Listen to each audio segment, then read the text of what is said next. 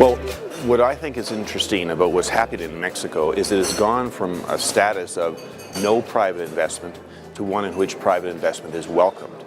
And they've gone about making this change in a very informed way. So they've managed to recognize that there's many ways to structure private investment, and they've created all the tools that you can use for that. They have license contracts, production sharing contracts, service contracts, and joint ventures. And therefore, what I think they've done is taken a sophisticated look at how private investment happens and open it up to all the different ways that this can be done.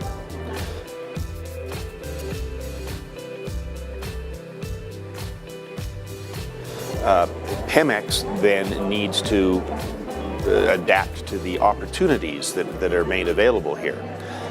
One of the things that oil and gas companies do a lot is they undertake a transaction called a farm out. Pemex has never done a farm out before. And it's a new type of transaction. It's ideally suited to certain sets of situations. For example, a company that has a great deal of oil and gas investment opportunities, but not enough capital to invest in them all, would do a farm out. A company that needs more technology in an area where they don't have appropriate technology to pursue their opportunities, they would do a farm out. And to some extent, a company that's looking for the experienced personnel that they may not have for certain kinds of opportunities, they do a farm out. Pemex rings all those bells, particularly for certain opportunities like deep water.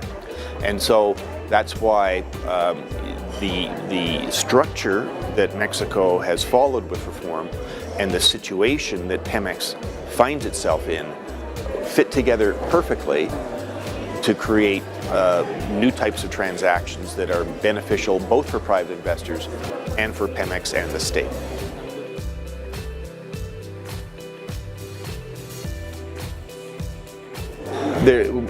Some people say there's horses for courses. Certain kind of companies want to explore in the deep water, and that's what Trion was, and that's what Maximino is going to be.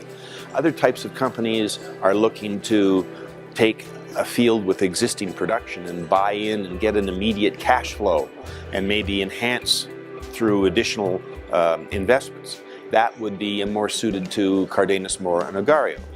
And so, yes, there's many different types of farm-out opportunities available that have already been done. Now Pemex has done a deep water farm-out, a shallow water farm-out, and an onshore farm-out.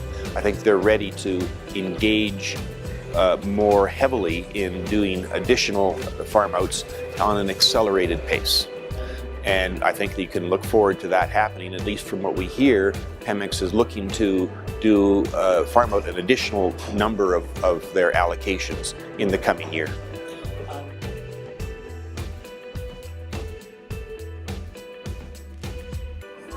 I think that the reform has occurred in the environment of changing market conditions, and by virtue of pursuing awards through competitive bidding, it is naturally adapted to changing market conditions.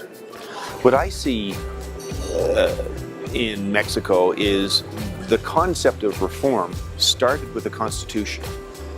It followed with secondary laws, then regulations, and then the contracts. When you put all four of those levels together, you have what we call a petroleum regime. Petroleum regime is the set of rules under which oil and gas activities occur. You need to have a full rule book in order for investors to be fully satisfied. And most of that rule book is now done and prepared in Mexico. There's still a few gaps. Non-conventional, for example, is emerging as a new opportunity, and they're filling in the gaps there.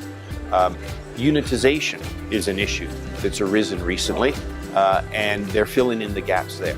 So I see this as a very positive direction, and yes, Mexico has been doing what they need to in order to fulfill reform.